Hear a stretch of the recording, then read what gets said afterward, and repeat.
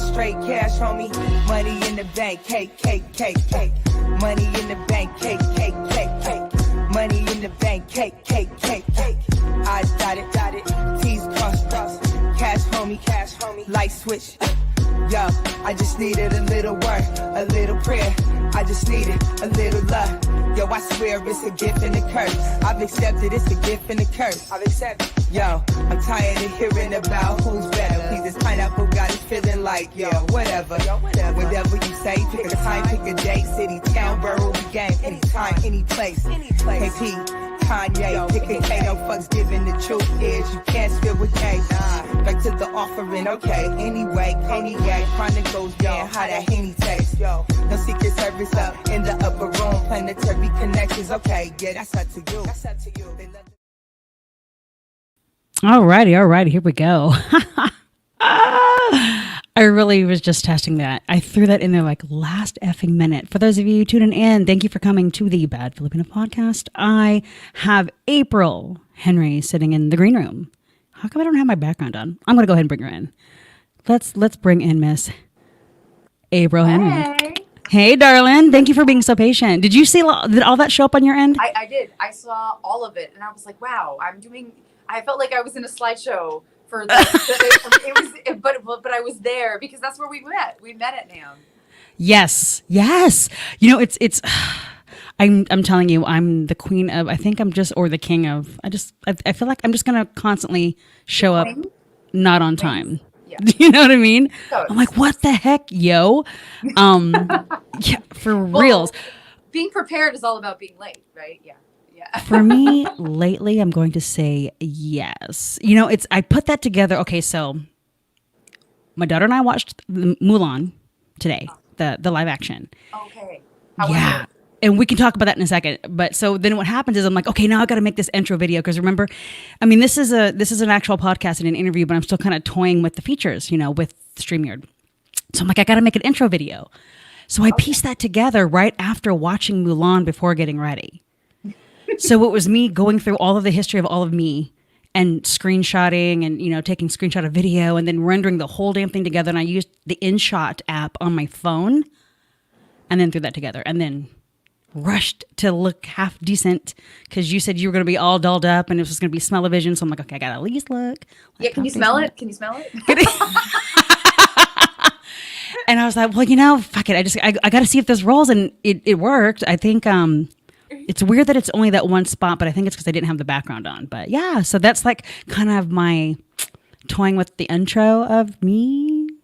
Yeah, I love it because, you know, you're super like, it's like, this is me, Myki Angeline, ba, ba, ba. And then it's like, and now I'm chill.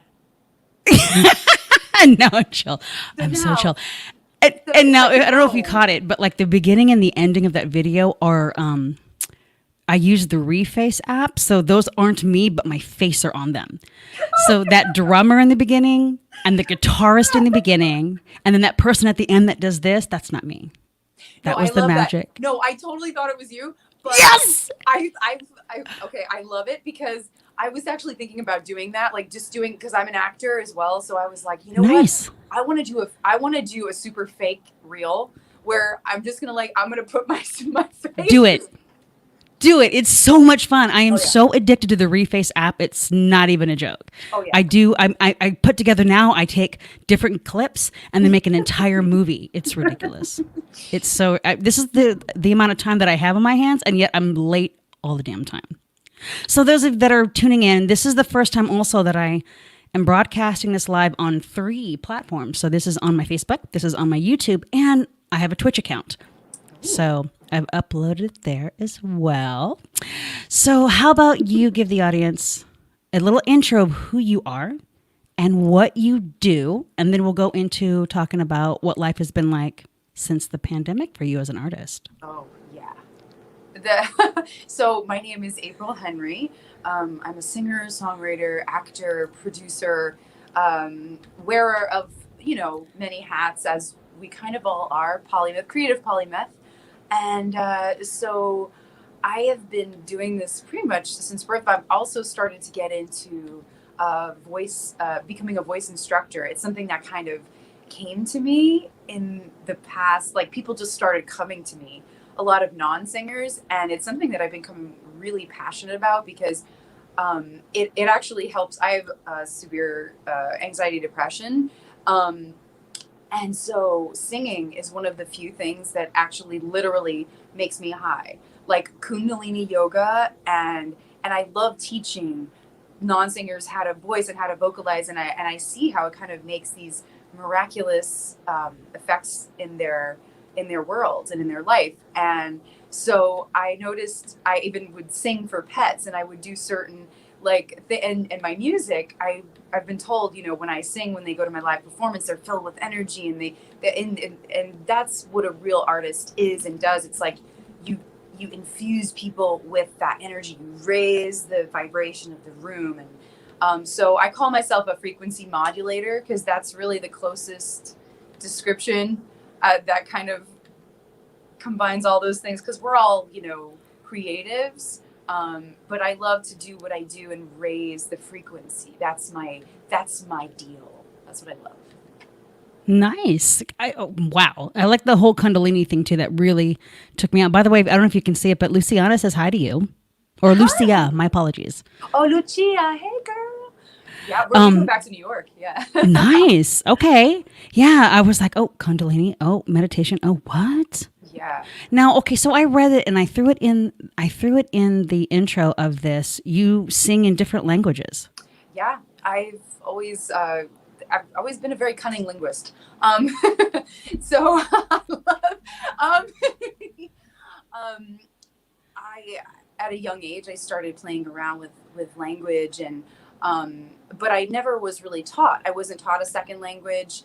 I tried Hebrew at one point. I'm half a bagel, but I was like, I don't know. Having a whole other alphabet didn't really appeal to me. But I loved hearing sounds, and then I could replicate them. And I'm also a voiceover artist, so I would just automatically hear something, I could replicate it. And so I loved singing in French. I was also an opera singer for a while. There's so many. Oh my gosh. Yeah. And so it's like I would be singing Ave Maria, in Latin, and then I would be singing, in Italian, obviously Puccini, and then you sing French opera, The King of Toul, and then I would be singing in theatrical productions, and also, at people's weddings, or, you just do. And then I was singing at art show gallery openings. I was singing in Bulgarian. Man. Just cool Wow. stuff, Wow. I'm like, I purposely didn't over study on you because I wanted to give you my organic reaction to everything, because I just knew you were a big deal, but I had no idea you were this much of a big deal. I mean, as an opera singer, that's a totally different platform as far as style of music, Well, as a vocalist, I think there are some people we're all natural vocalists. Okay. But we're a lot of people are untaught. Basically they're taught that they're not vocalists, and because they're not encouraged to do so, or they're experimenting, and then we past the age of 8, we kind of stop acclimating all these sounds, and we hardwire a lot more. But I was born into a family, fortunately and unfortunately, very creative, and so we're all very cunning linguists, all talkers, singers, communicators, actors, directors, agents. So it's like everybody has got something to say. I was actually the quiet one in the family. So and now you just set me up. Yeah. Really now? Oh, yeah. Okay, so when did that change from being the quiet one to the not quiet one? Well, I think I had one of those moms. She was just like that rock star mom. She was the mom everybody wanted, and it was like she was the cool one, and we were just like, yeah, we're just like your minions, basically. And so, and I was kind of okay. It was like I'm the chill one, I was like, yeah. And then, but I think at a certain point, I was always shy throughout high school, and I think I wasn't really comfortable with being who I really was and saying what I really thought, like, ever. And so that's when writing became really important. And when I really started to become a songwriter, I started writing at the age of 8, I started writing poetry. And then when I was like, I think 11, I wrote my first song. Okay, yeah. wait, hold on, back up. I mean, okay, so 8 years old, poetry. What were you writing about at age 8? I was writing about world peace. What? Okay, so help me and those watching and listening from an 8-year-old's perspective. What did you understand about the world needing peace? I'm intrigued. This is great. I know, like, who thought world peace could be interesting, right? No, but And not even that interesting. I'm just thinking grasping the concept at 8 years old. well, I was always an empath, I think. So I was always picking up on all this drama, like, you know, fighting in my household. Like my mom and my dad were 11 years apart, and they were both musicians, and like struggling with finances and the whole, you know, and so like, and then what was going on in the world when I would hear stuff was going on, you know, people not eating in Africa, and, you know, like, I couldn't believe that the world was like, I could be, you know, be safe. And I just felt like this weight of just like, why is it that I can have all this and other people can't? And that Oh, wow. bothered me. Oh, You know, wow. it fundamentally bothered me. And I thought one day, I've got to change the world, because there's just it's so unnecessary, like unnecessary suffering, you know? Yeah. And so I felt like I didn't really feel like a sense of connection to a lot of kids my own age. I was kind of very adulting. So I kind of just would listen to adults and talk to them a lot. And, but writing was a place where I felt like I could just do me. And so writing about peace when I was 8, I was just like, I was envisioning the world the way it could be if we just kind of tap into like an agreement, like a moment of agreement. And At 8. So then at 11, you wrote your first song. Was it a song when you wrote it? Were you playing instruments at the time? Were you just kind of singing and creating a melody? Like, what was that song about at 11? So Okay, so were you in middle school yet, or were you still like in like 5th or 6th grade? I was in 6th grade, so I was going to a magnet school in South Florida. I'm originally from South Florida. Wait, hold on. You're originally from Florida, but you've been on the East Coast. Okay, we're going to touch on where you've been after this one, but go ahead.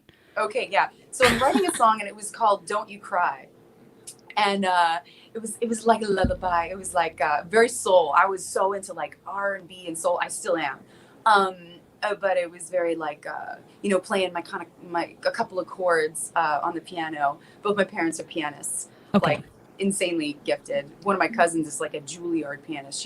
I will never be at that level, and it's okay. I'm cool with that. But yeah, and so I loved. Well, I'll sing a little for you. It was. Oh my gosh, will you? Yes. Wait, hold on. Okay, everybody. April Henry is going to sing the song she wrote when she was 11 years old. Take it away, April. Okay. Don't you cry. Everything's gonna be alright. Don't you cry. Just rest your head, baby. I'll worry for you instead. Rest your head. What if I love you too much not to make you see what's in my eyes? And what if I'm really just too scared to love you the way that I do? Deep inside, deep inside, deep inside. And then it goes into another verse. Oh my goodness. What? Not bad for an 11-year-old. What do you mean not bad? That is amazing. I was really getting into that song. And it's called, what's the name of that song? Don't You Cry. Oh. Okay, what inspired that song? You know, World Peace? It was all about world peace, yeah. I feel like I'm on the pageant wagon right now, yeah. What do you think? You know, I wasn't going to say it because I was thinking of Miss Congeniality because I fucking love that movie.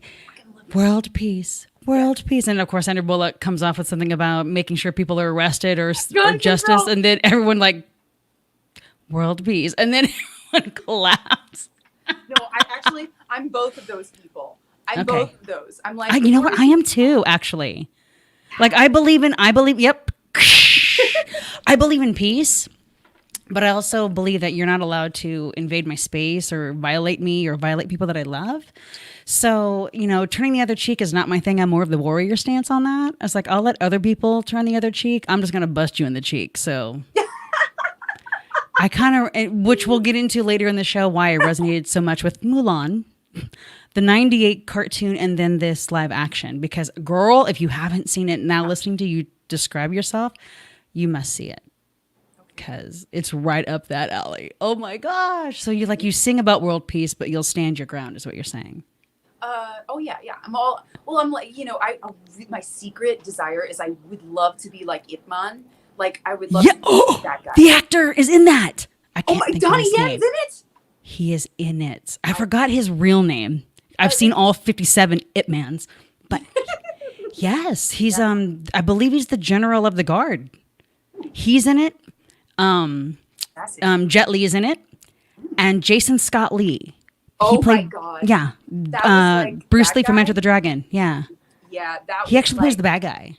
I think that was my first super uber hot guy crush that I was Jason Scott Lee. Jason Scott Lee. I was he's good looking. He is. Oh, yeah, he was so good looking in that movie, right? I mean, he was a very buffed out version of Bruce Lee because Bruce Lee was very, very, very thin. I mean, very muscular, but super tiny.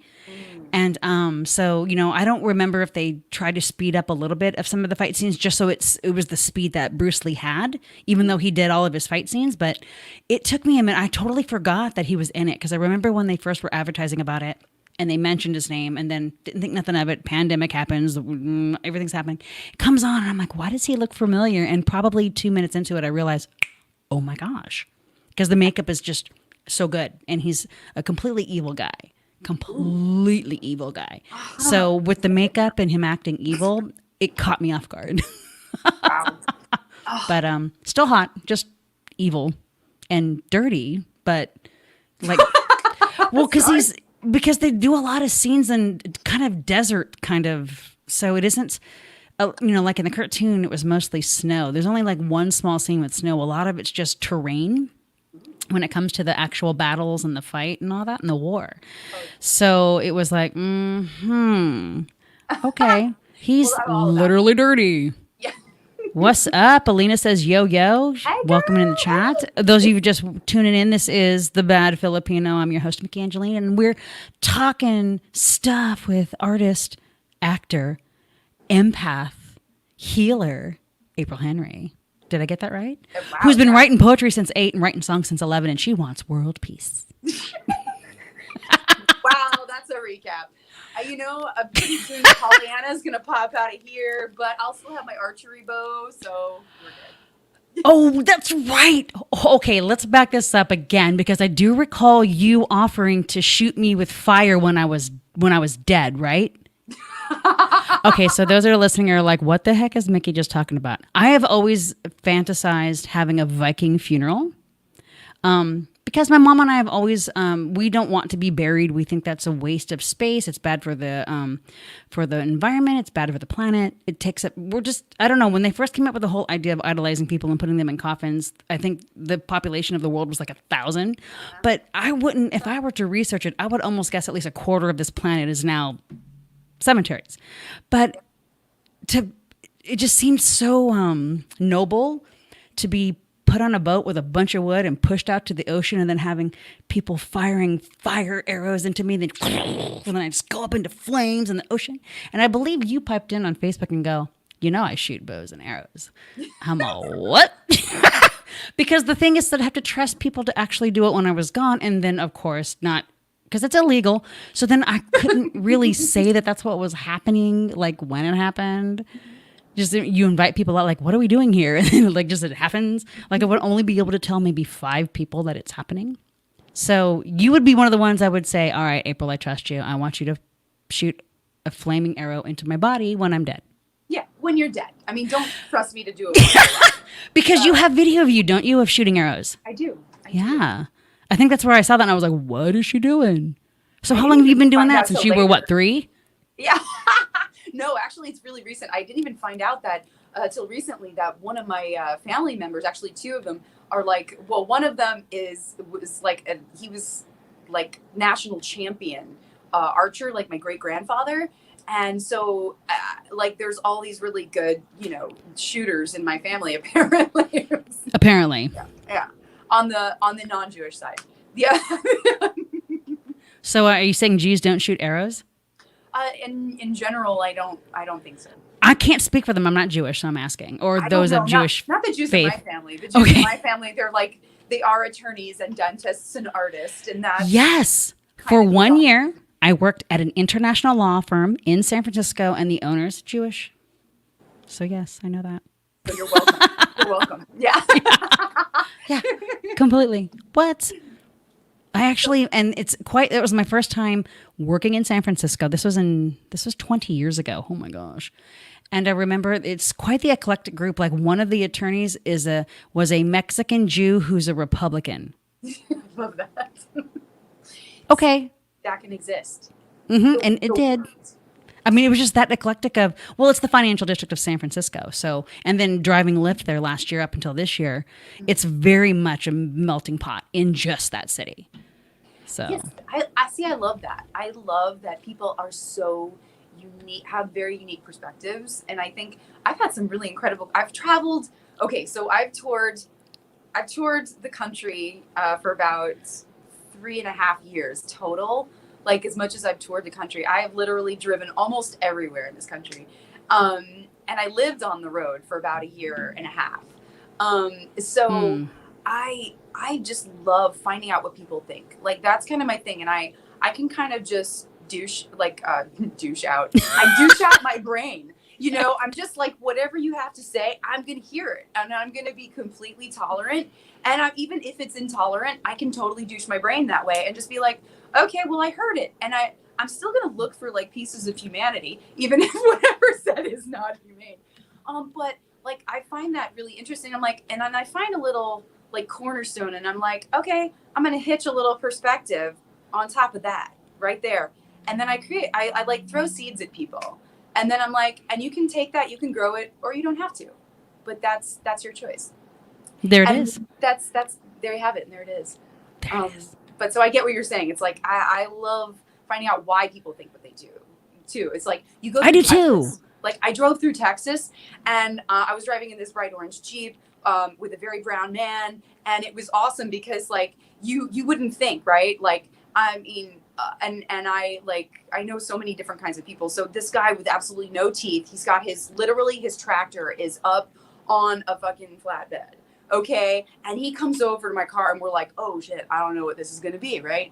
And the brown guy in the car who's next to me, he's like, and he goes right up to him. Actually, he's like, man, I love your car. Man, that's incredible. How long you been driving it? He like had all these questions for him. And like we went to Nashville and this lady, she was like, can you just talk to me? I'm from Alabama. I love Nashville. It's such an international city. And she's like, she comes up like totally ignored me.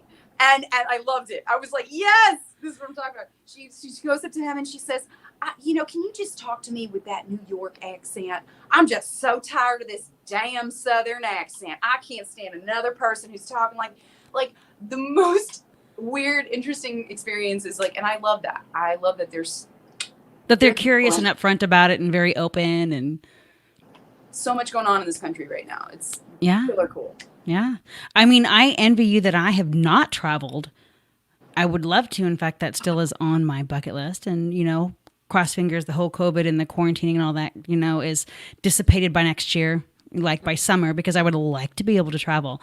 But I have to admit, driving in the Bay, especially as Lyft, I have run into so many different kinds of people in all walks of life from other countries, other parts of the state, other economic status, family values and just the backgrounds. And I would be engaged in these amazing conversations with people.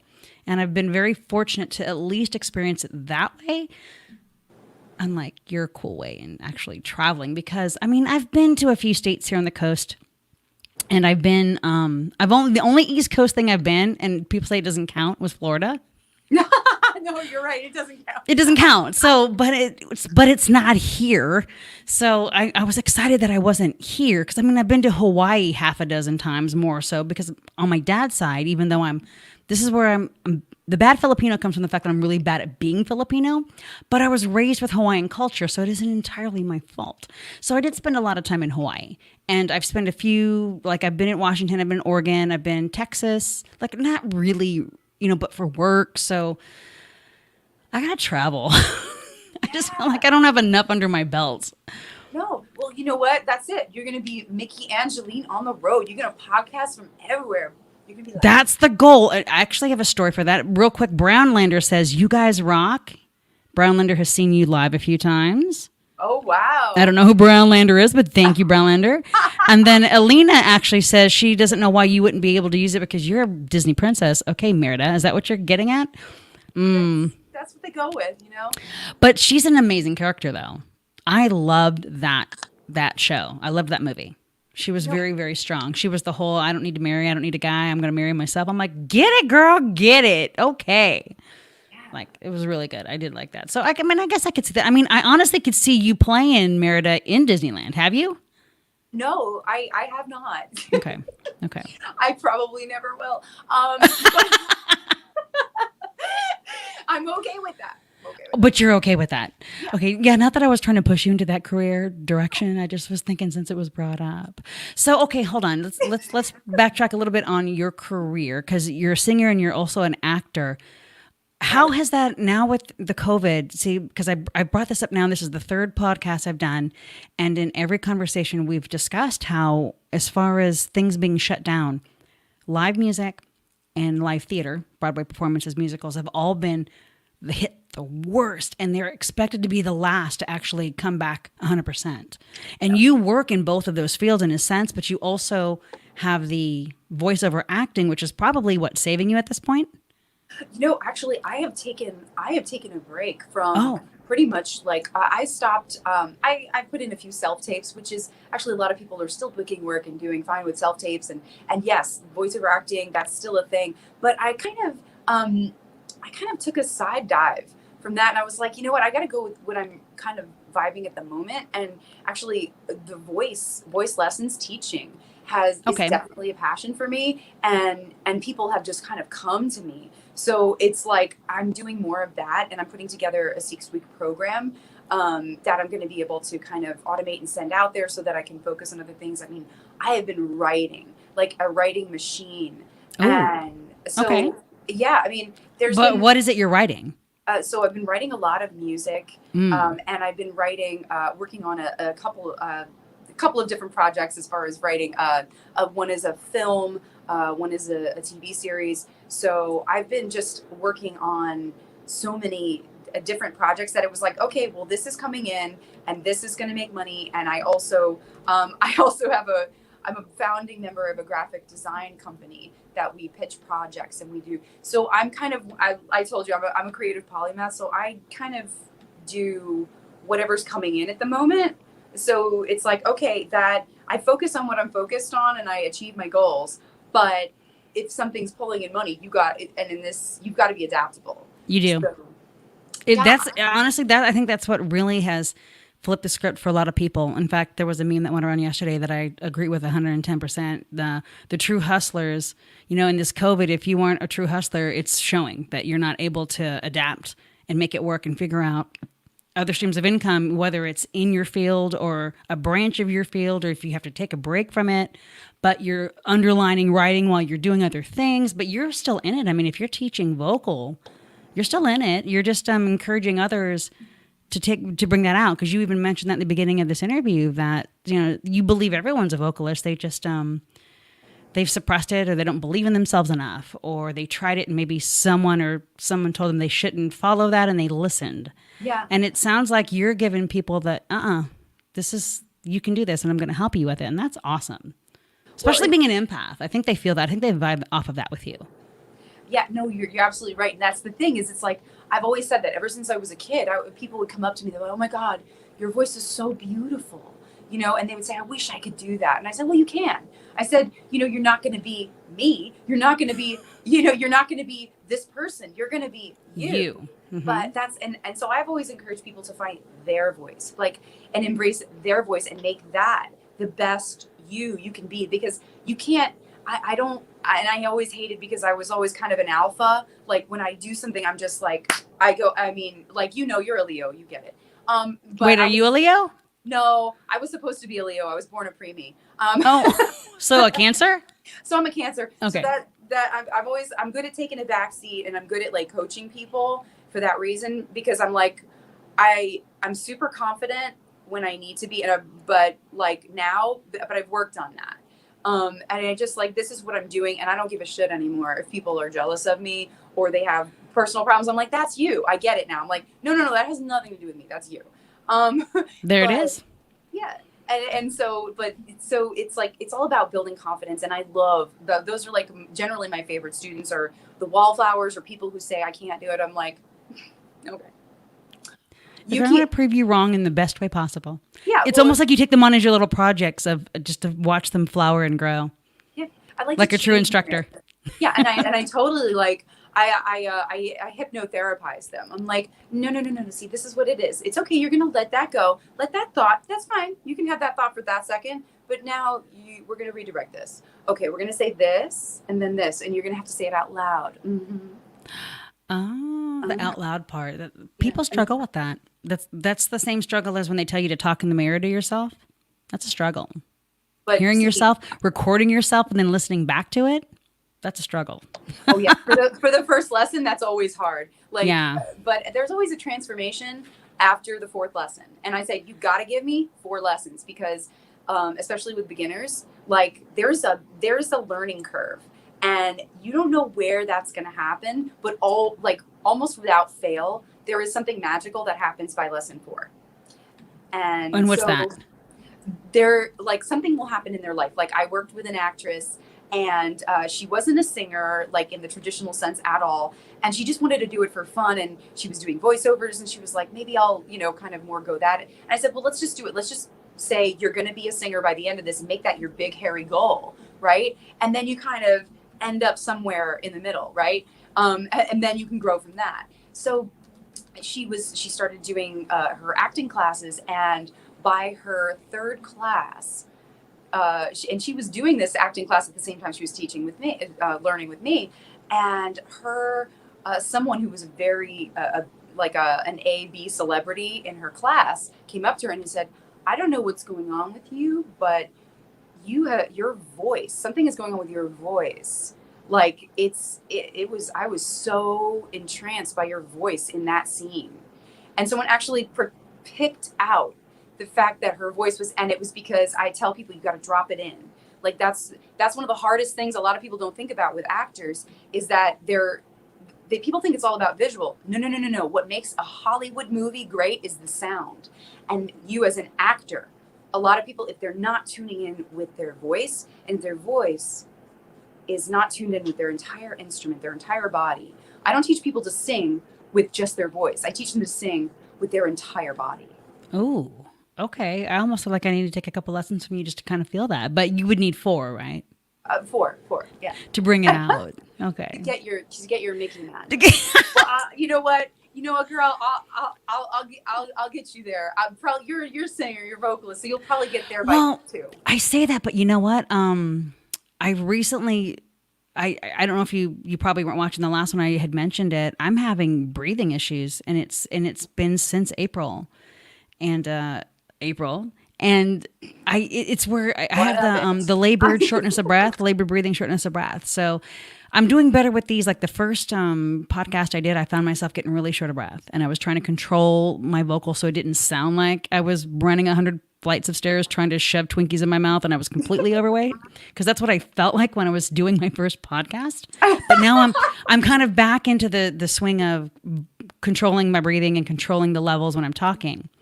But so it would be interesting. I'm really not kidding. I'm actually intrigued. You want to do something right now? You want to do something live? Oh God. Okay. Well. Okay. Let's start with breathing.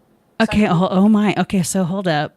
Okay. Oh. Okay. So Jaleesa wants lessons. Okay, Jaleesa, you're going to get one. Thank you, Brownlander. Loving the energy of the interview. Okay, you know what? I take the challenge. Let's do this live. What are we doing? Okay. Because I want to hear you sing opera later too, because I'm really intrigued by the fact that you sing opera. But okay, so you're going to give me a lesson right now is what you're saying? Yes. Okay. Okay. This is going to be a little, it's going to be a little mini. It's going to be a 5-minute lesson. Okay. Like 5-minute makeup. So here we go. It's going to be, now we're going to first start, relax. Now I want you to put your hands on top of your knees. If you're sitting in the position, I want you to make sure your legs are uncrossed. And I'm going to show you, I'm going to back it up, girl. I'm going to back it up. Uh-oh. Okay. So I actually, you know what? I'll stand for you so you can see kind of like your knee should be slightly bent. Okay. So if you're doing this standing, your knee should be slightly bent. But right now we'll just do it sitting. But I want one foot in front of the other. Okay. So that you feel like you could now stand understand up. that I'm 4'11", so my feet dangle, but we'll do this. Okay. Because until I can get my office chair, right now I've got the kitchen chair and it's just... You know what? I'm DIYing this. So there. Okay. So here we go. Did you notice how I got up when I sat straight up? Okay. We're So doing if you this. needed to get up, you totally could. Okay. Here we go. So I want you to now relax and kind of feel like there's almost this loose kind of pregger's belly thing going on. Oh, there's a pregger's belly, but okay. Oh yeah, and just embrace that and kind of rub your belly a little bit. Kind of I rub have your to belly. rub my and belly? And rub your sides a little bit. Just start with. Okay. this. Hold on. Let me get all up inside my stuff. Okay. I'm just rubbing my belly. Yes. Oh yeah. This is going really the wrong direction, but the right direction. So it's rubbed. It's so right. Okay, so now I want you to take your hands and kind of allow them to be in front of you and allow them to waft a little bit. Okay? And I want them to go down to the side. Okay. And now I want you to give me a little bit of an energy ball right here. So where are you? Okay, there you are. So it'll be, your hands are going to be just kind of this very relaxed. And so I want you to keep them in front of you, right in front of the lower part of your belly. And as you breathe in and you expand, I want you to lift your arms with it. Okay? Yeah, Okay. that's it. And so get your hands a little bit lower so that nobody can see them on the screen. I don't want anybody to see your hands. This is just for you, babe. Okay, babe. And anyone else who's listening and following along with this direction, babe. Yeah, babe. All of you do it with us. Do it. Okay. And you can close your eyes or you can keep it open, whatever feels good. Okay, and then you just... Now you're going to have a little bit of tension, so roll it. You can feel that. Usually when you do this, you'll feel a little bit of tension. So roll it a little bit and kind of then put your hands back on your knees and kind of shake your shoulders out a little bit. And you can see how I haven't worn a bra for a month. And then just relax. I actually was not looking good. Now I'm staring and you're horrible. Go ahead. Making me stare boobs in front of everybody. God damn. Okay, so now what we're going to do is we're going to count to 3. And we're going to breathe in 3 counts. 1, 2, 3. Hold. 2, 3. Breathe out. 2, 3. Hold. 2, 3. All right? Now you're going to do that. Now, do you feel a little bit more relaxed? Yeah, actually I do. Yeah. So automatically your rhythm just slowed off. You just went into an alpha state by counting. So like that is what literally, that's where we need to be when we sing, because we have to be ready to, at any time. So it takes a bit of relaxation, and that will transfer into the relaxation of the breathing. Because a lot of people, when they get tension in their body, which then when they have to sing goes usually direct here. When you're singing, right, that tension gets, so it's all about being loose. So you're going to look to the left, to the right, to the left, to the right, nice and gentle, just be super gentle. Yeah. And if you want to, and sometimes when people are super tight up here, I'm like, tight, tight, tight, and then drop. And you do that, tight, tight, tight, drop. You do it's that like self massage. Yeah. And so now we're going to do a really quick, exercise. This is really good. So this would be your first week. I would say to do. Yeah, do it. So what I'll do now is you take a deep breath. Okay. 1, 2, 3, or however deep you can go. If you can go to 5, go to 5. I'm working with a guy with COPD, and he can only get to 3. So you take it at See, your I'm kind of there right now. It's horrible. Okay, so start at 3, and then you go to 1, 2, 3, 4, 5. Breathe in, and then you will release on a hissing sound. So you'll go.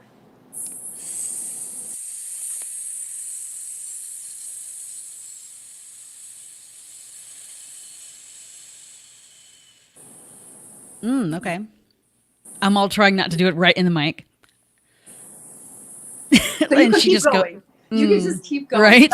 Yes. And so that's your starter point, right? So Okay. see how much breath you've got, right? Yeah. And then you put that on a note. So then I would do something like this. I won't make you do this first online, and because that's too intimidating. I get it. So I will do this for you and I will show you. So I would then be relaxed. Okay, I'm all ready to go. And I can hold the energy ball in front of me if I like.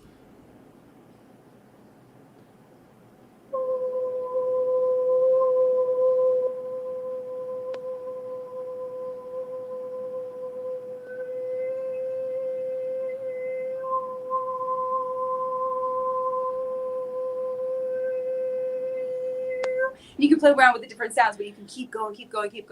That's how you train your breath and you start learning how to place the sound directly on. Now, usually that was like a sound healing. That was like a sound bath you just did.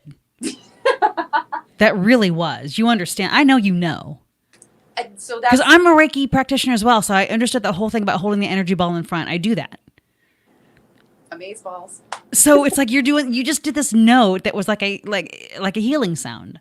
Yeah, and I do another exercise when I teach people how to do a scanning exercise. They call it a siren in vocal terms, and a lot of these things can doppelgang as each other's. But basically, you become a tuning fork for yourself. Yes, tuning forks. Go for it. Yeah. So you become like a tuning fork. So this is the siren exercise. So we go.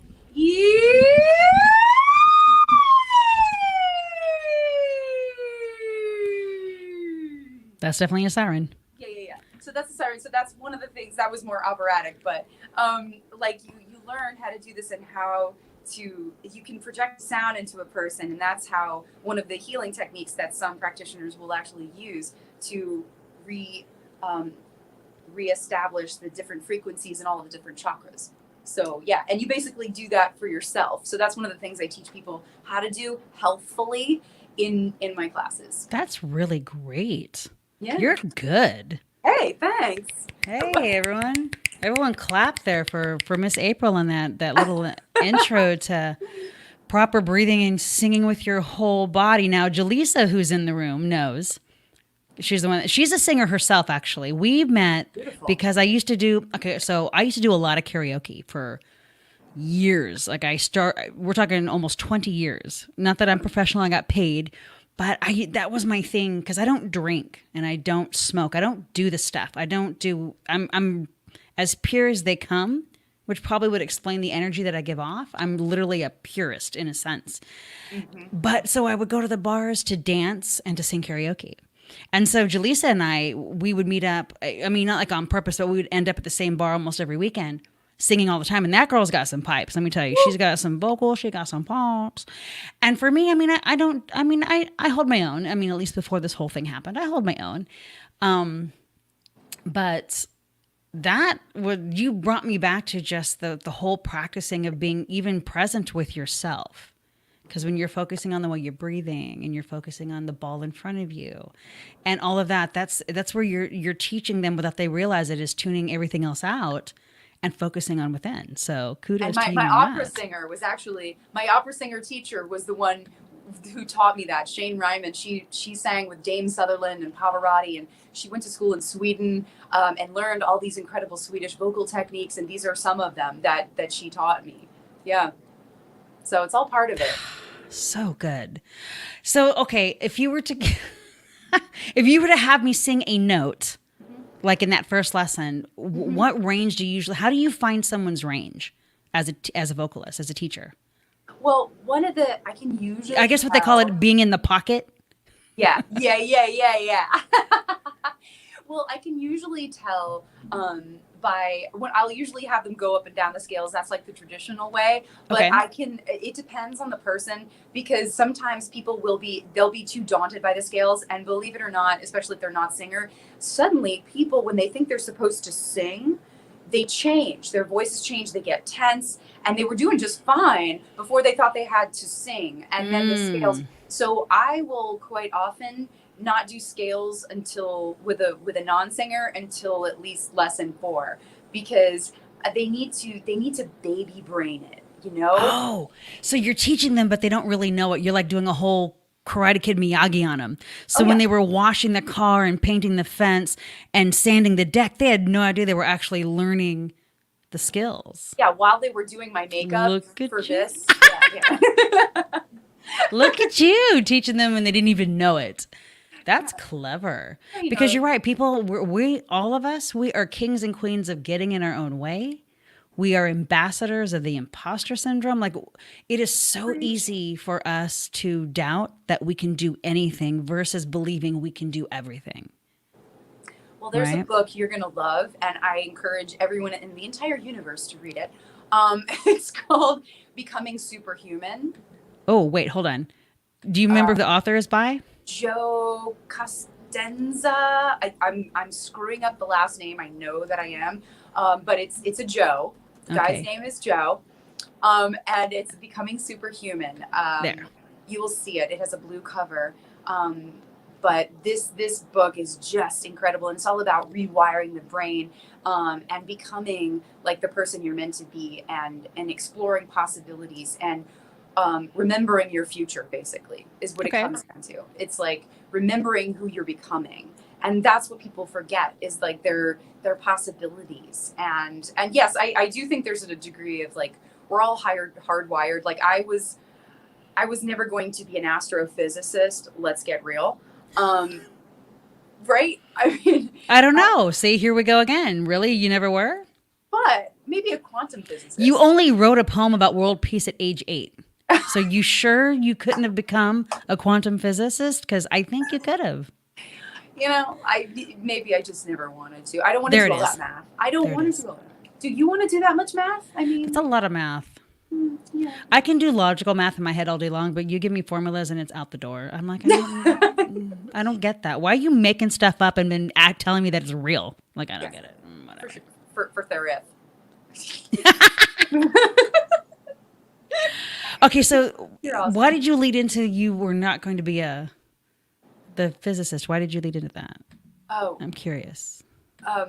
well, I think, there are the boundaries are our desire, because like I've always been fascinated with people who get struck by lightning and survive it. I know this sounds really morbid, but No, I just flashed to the movie Powder, but go ahead. yeah, oh, my old I name. reference movies all the time, just so you know. Perfect. I love it. And I love that movie and I cry every time, but go ahead. Okay, so yes, Grokkin. So yeah, but like people who survive lightning strikes, it's phenomenal to me, because their brains are usually completely wired differently. They're hardwired differently. And it just like they become somehow unlimited in a new way. Like there was this guy who was a heart surgeon, and he was struck by lightning, and then afterwards he rehabilitated, and his wife just was like, who are you? He became obsessed with playing piano. He became an incredible pianist, like Whoa. incredible pianist. Like he'd never even Wow. touched a piano before. He became obsessed with it, and that's all he would end up doing. It was like a literally- hard reset and then took him a different direction. yeah, and it just fascinates me that people, it's like when we're born, we are genetically, I think, predisposed to certain, predilections. But then, Okay, that I get. I fall with that. Okay. yeah, but then we, Yeah. at some point, with the right traumas, we can get redirected, and so you have to survive. So you become something different, and the brain is like, well, this is what I want now, because this is all dead. That shit got killed. So this is what I want and what I need to survive. And so I find that fascinating. Yeah. Wow. So that's where I was going with that. Look at that. Okay, so I'm going to throw this up. Lucia says, so true, Myki. Always knew what I wanted to be since I was 4, but then you grow up and you start self-doubting yourself. And you know what, Lucia? It's adults do that to us. Because I remember vividly being very young, and like I'm kind of quasi teasing you about the whole world peace at 8, but I believe that because I had a lot of adult thoughts growing up. And the hardest thing for me is I didn't have the experience and the wisdom to vocalize what I was feeling, right? We have these complex thoughts on what we think the world is or what is out there, but our vocabulary hasn't caught up to that yet. And I plowed through life like there was nothing I couldn't do. And I was fortunate that there weren't a lot of people that told me I couldn't until a certain age. So, I mean, I tried everything under the sun. I was like the jack of all trades, master of some. And it was that thirst of knowledge to say that looks interesting. I'm going to try it. I used to grow up and say I'm going to learn how to drive an 18-wheeler. I'm going to learn how to do a boat, because you just never know if you're like in a situation where you have to escape, and if the only thing there to escape is a boat, you got to know how to drive it. Like that was just my thought process. I was like, I could do that and I could do that, and I would try all kinds of sports and I would do art. I've sketched. I still have my sketchbook from when I was in high school. And, I learned how to care for like baby birds. And then I learned how to crochet. And then like, I just was like wanting to just absorb everything. And I think all of us in a sense have enough of that desire, but depending on our upbringing, depending on the community that we're raised in, depending on the economic status that we're born into, will often determine how far we go with our desires and our dreams, right? I think to a degree it can, until we begin to connect with the idea that we are all connected. And yes, and that's what this book, Becoming Supernatural, is all about. It's like, and I think that limited, it's okay to give yourself boundaries. And I think that's without limitations. I only just recently learned how to do that, just so you know. Yeah. I've had friends go, Myki, you don't understand. You need to put boundaries. You do not. You say yes to everyone and everything.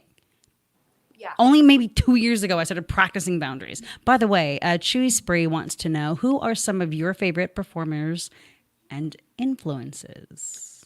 Okay, so I would have to say I became obsessed with David Bowie, for about the past 5 years, because I think he's phenomenal. Like, I just think that, but it's when I was younger, I didn't really get David Bowie. I did, but I didn't. Like, I didn't get what he was doing. And I just feel like the past 5 years I've become obsessed with him and everything that he's done.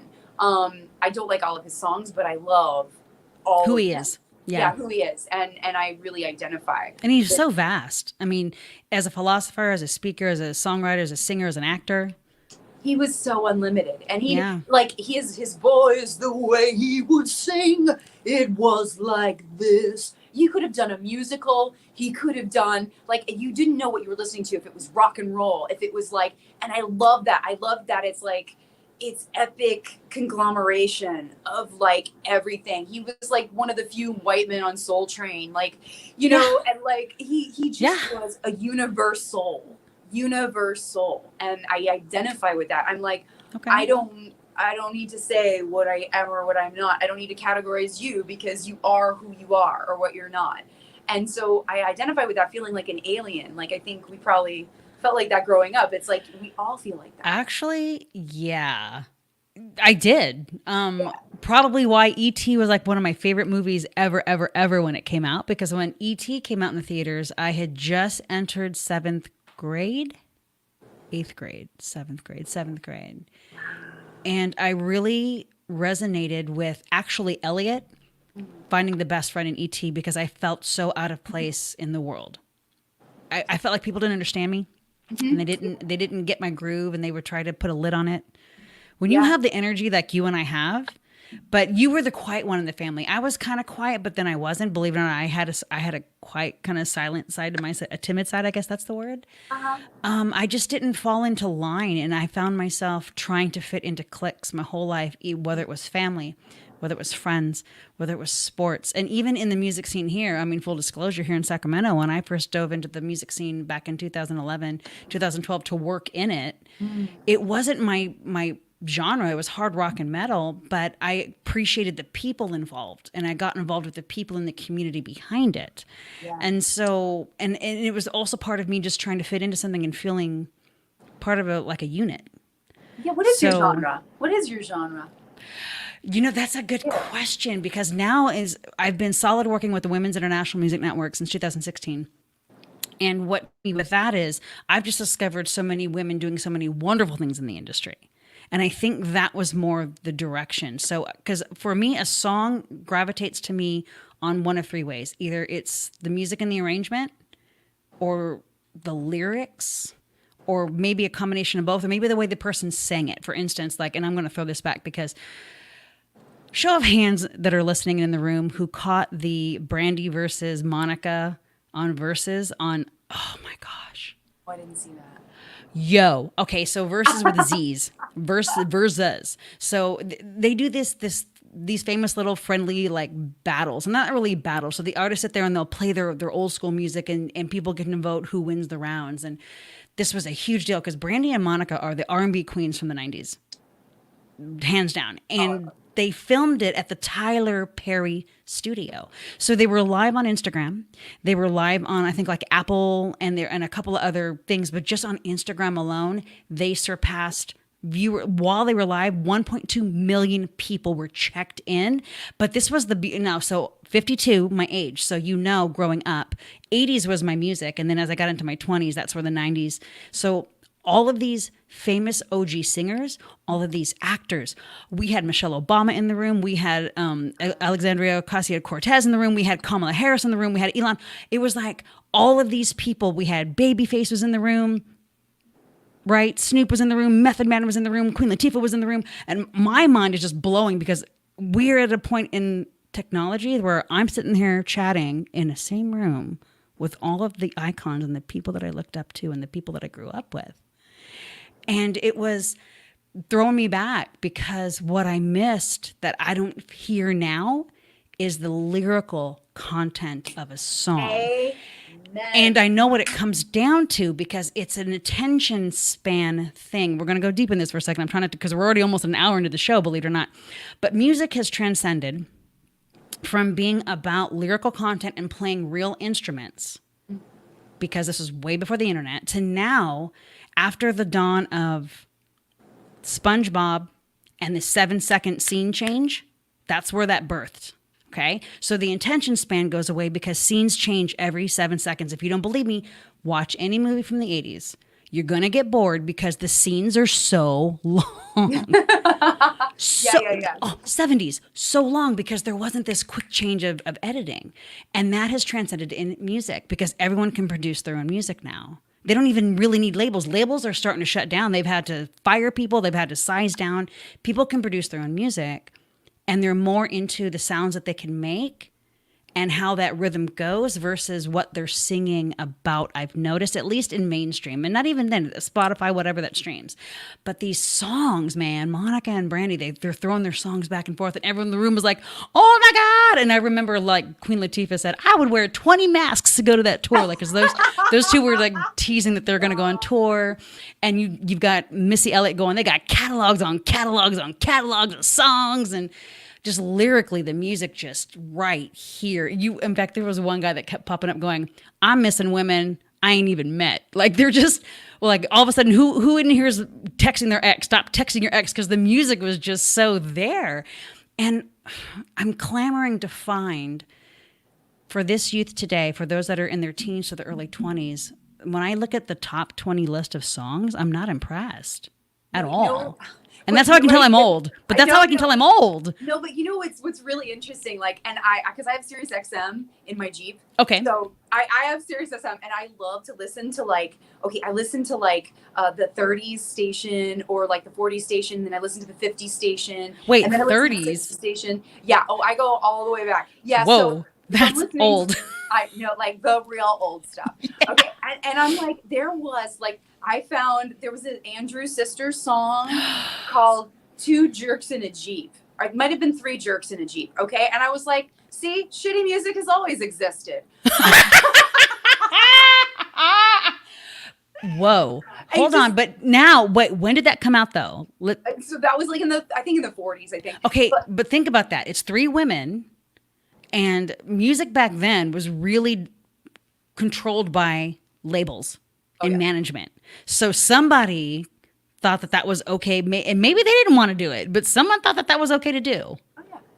I wonder why. Three jerks in a Jeep? Yeah, Three Jerks or Two Jerks in a Jeep. Look it up. It's terrible. So I'm about to actually. You know what? Keep talking. Maybe I'll just pull this in and share this yeah, screen. You keep do it. talking. I'm gonna freaking pull But that I up. think that it's hard to, I guess, like find music that you can vibe to unless you're doing. I think that's why Pandora is one of the best things ever, because it's great to actually, if it's, I like, you can kind of find intuitionally music that kind of vibes with what, you know, artists that you like already. But like there's so many. There are so many, and like you said, there's so much, like the production value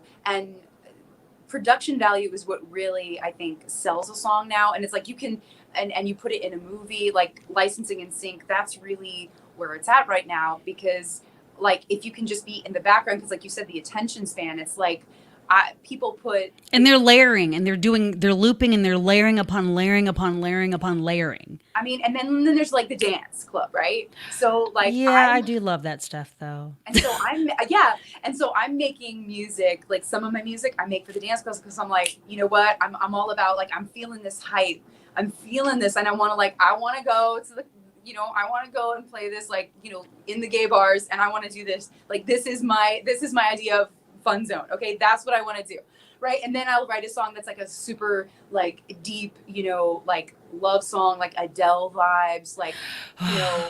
And then I'm like, can we talk about Adele 21 in that album? Because I tell you what, whoa, every song on that album, written, her voice, and the lyrical content, she could have done that whole damn album a cappella. It did not need music. No. That's talent in her vocals and lyrically. So, yeah. okay, real quick, I found it. It's called Six Jerks in a Jeep. Shall we listen? I was so off. Continue. Yeah, let's we're gonna I'm gonna pull this up. Here we go. Can I like dance to it? If you want to, feel free. Do it, girl.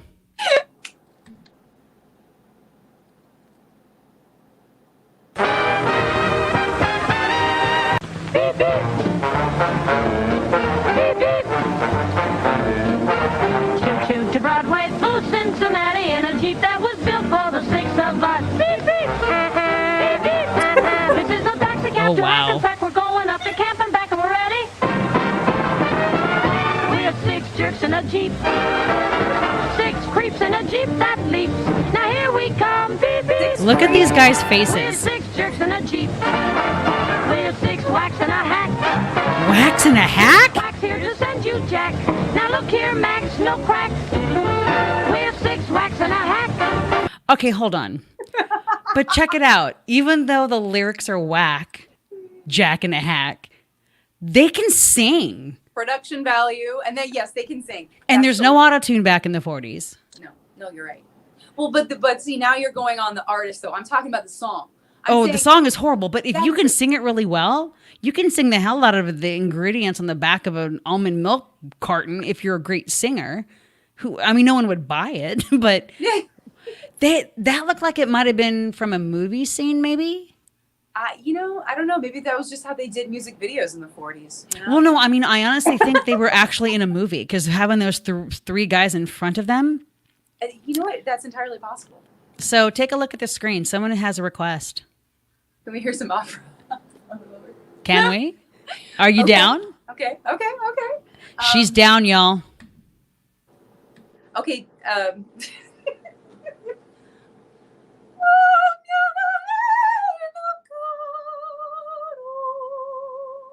Okay, that's enough of that phrase. Oh God, it's been so long since I've sung that. And I'll do a little bit of magic flute. So there's a little. There you go. Done. What? Done. Wow.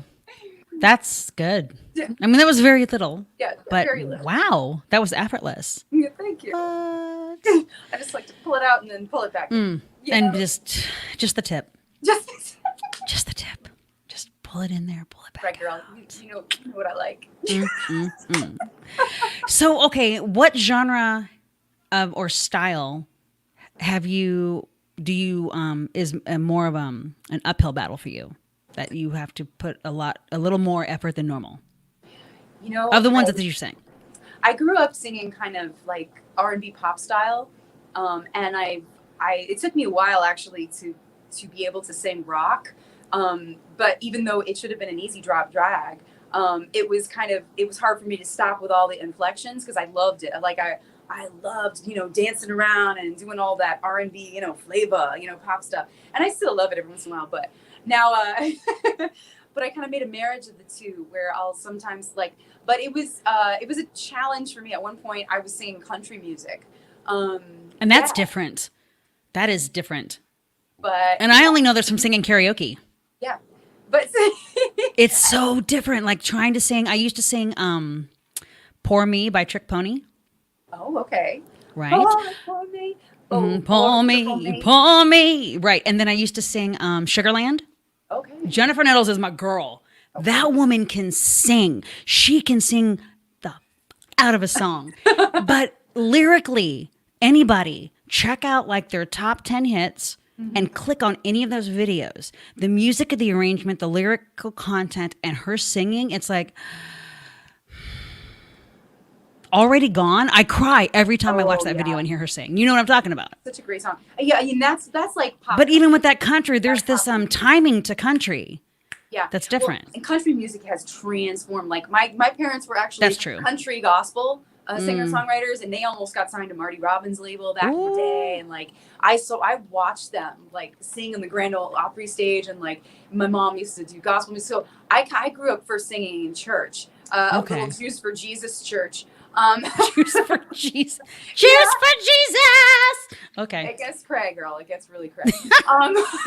Let me tell you, the craziest thing was being a 5-year-old watching Jews holy roll. Wait, Jews? Who believe in Jesus. Actually, there's a church called Jews for Jesus. It's an actual church, a congregation. Oh my gosh, girl. I thought you said juice like orange juice. You're talking Jews like Jews. Oh, God, I forgot because you okay, go ahead. Now you know way too much about me. But yeah, so, yeah, but there's nothing like that. Anyway, and then I went to a Baptist church. So you go from Jews for Jesus to Baptist. So that's okay. Yeah. So, but that's all the same. So what's the hardest language that you have tried singing in? Oh God. Okay. I would say French is I have not mastered singing in French. I still have a little American accent, but I'm told that's cute, that they like a little bit of American accent. Okay. So I didn't feel like I had to master it. So. What about now? Did I read that right? Have you sung in Japanese? I have. I can sing that for you. Oh my God! Yes. Okay, everybody, and then we'll close this out in 5 minutes because we're rolling over an hour. But I really want to hear you sing in Japanese, so let's hear it. Okay, so this is Ringo Oiwake by Misora Hibari. Ringo no hanabira ga 風に散ったような月夜に月夜にそっと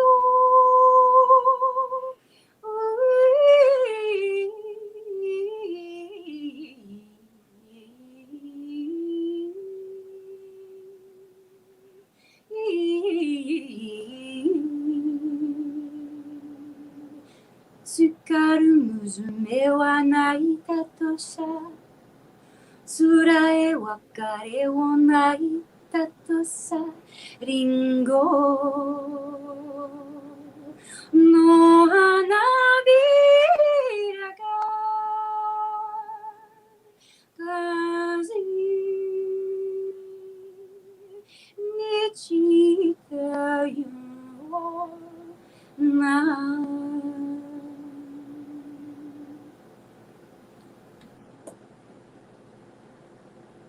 I'm done.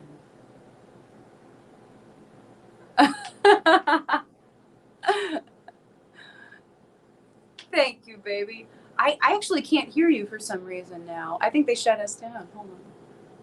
No, that was me. Okay. I thought I had unmuted myself. I got so excited. I was Twitter pated over that singing in Japanese. That was really, really amazing. Oh my goodness. Because, and I asked Japanese because when we watched Mulan, the live action, They brought Christina Aguilera back to redo her song Reflections, and it's a beautiful new version.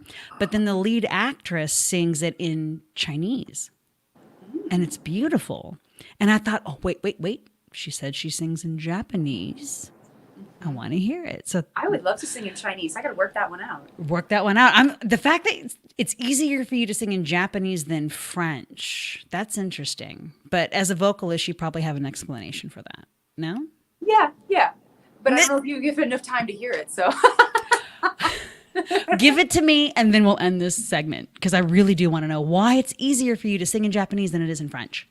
Well, actually, because so there are some certain nuances in Japanese, but that are similar to French. At times they speak a little bit softer, but I'd say Chinese is actually much harder to master because it's more nuanced, like French is. And there's a slight tonic sounds, like for instance, if you were to do like an R&B sound to a rock sound, there are just certain placements that would, a slight shape difference on the inside that would change the sound, the sonic vibration. And those slight things, it's like, like in Africa, different African languages, if you're clicking, or if you say one thing in a slight difference, it sounds like a completely different word. Yeah. So French is a very nuanced language, whereas if you say anything outside of whereas Japanese is a little bit more like, in terms of the vowel sounds, it's a little bit more like Spanish. You can actually master the vowel sounds fairly easily. And so it's slightly nuanced, and there are a couple of differences. It's like the Irish accent, I'm fairly, I can do it very well, and I know exactly how to, but there's different regionalizations that you could do with different Irish accents. And if you went into Scottish, that's a slight different, it's a bit harder in the bite, and there's a deeper, the lilt starts to go a little deeper, and it's a little bit slower, but you could speak fast in it, but it's a little bit, all the mouth does all these weird things, so it's like, it's kind of crazy, right? It's kind of crazy, like all these little nuances that, and like French, I can do a very good French accent, but when speaking in the actual, if you wanted to speak in the French language, there are different syllables that they would speak differently. Like our language is more simple, so it would be different. Like I do a better Russian accent than I do You're French. going in and out of it.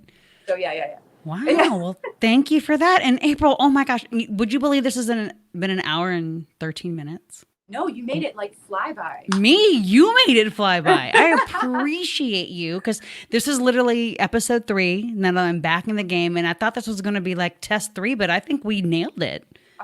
Girl, you nailed it. I was just Nailed it. Nailed. Just riding your bike. I appreciate the lesson. I appreciate the info. It was really good vibing with you. Thank you so much. And you smell so good. Thank you. You scratched.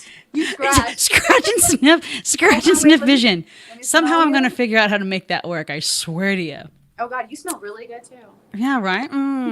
I showered just for you. So, more deodorant. So if people wanted, check it out before we end out. If people wanted to find you, what is your website? I'm going to throw up on the banner. Okay, so you can find me ubiquitously at April Henry Music. So there it is. Yeah, on Insta, Facebook. I have a website, aprilhenrymusic.com, which hasn't been updated. It's all beautiful. It's all good. You can find me. It's all beautiful. Well, you know what? Do you have a Linktree? Because I use that right now until I get my website up. Oh no, I do not have a Linktree. Girl. Okay, tell you what, after we end this, go to any of my sites, my Facebook, my Instagram, my Twitter, click on it, and you're going to see all the drop downs. It's a super cheap, quick way to get everyone to your links that if you don't want to use a website. Oh, wow. Okay. I'm gonna check you out more than I already have, which I thought was impossible, but now it's not. No, it's not. So I appreciate you, Miss April Henry, and thank you all for tuning in to episode 3 of The Bad Filipino. Hopefully by next week, I'm going to start getting a schedule. Then again, I don't fucking know. I was late to this. You know what? Honestly, I may do 2 a week, 1 a week, 1 a month, 5 a day. We don't know, but we'll figure it out, right? Ride it. Yeah. And I'm really serious. I actually do want to take a lesson or two from you if that's cool. Oh, absolutely. Hell yeah. Awesome. We're on. Awesome. We're on. We're on like Donkey Kong. But bam. Until then, remember, every day that you wake up, it is you who determines how your day will go. So let us all do our best to manifest loving, safe energy vibes. Stay cool this Labor Day weekend. Stay safe. Wear your mask. Peace out.